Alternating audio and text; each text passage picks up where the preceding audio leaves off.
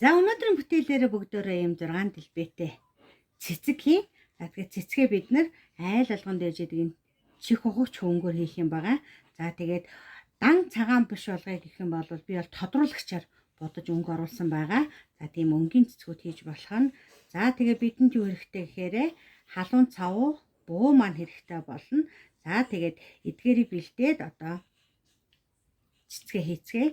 За тэгэхээр нэг цэцэг маань 6 дэлбэтэй гэсэн тийм ээ.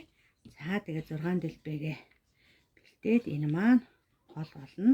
За тэгэхээр та нартай хамт 2 цэцэг хийхээ. За ингээд энэ хоёр дээр 5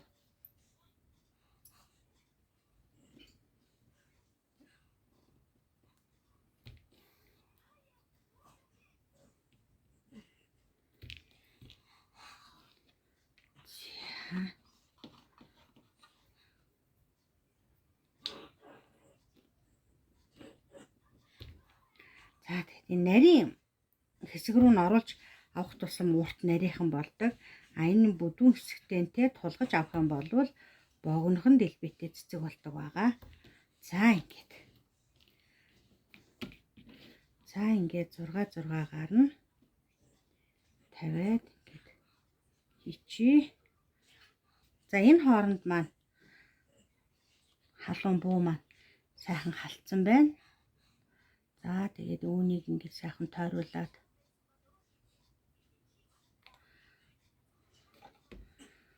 дээрээ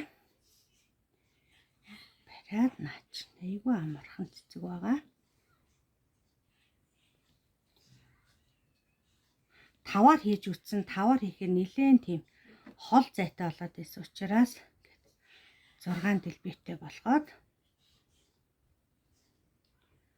ингээд л болоо. За дараагийн цэцгээ хийчээ.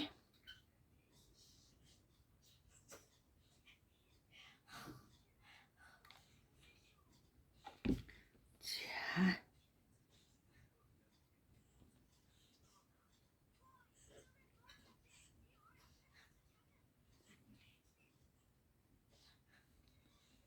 дөрвөн дэлбэ, 5 дэлбэ, 6 дэлбэ гэдэг.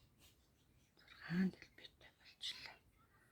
За ингээд цэцэг маань бэлэн боллоо. За энэ цэцгээ одоо бид нар яах вэ гэхээр өнгө оруулъя гэвэл ингээд тодруулагчаар та төгсөн дан цагаан цэцгээр ч хийж болно. За тэгээ бодвол юм болгоноор бодож болно те.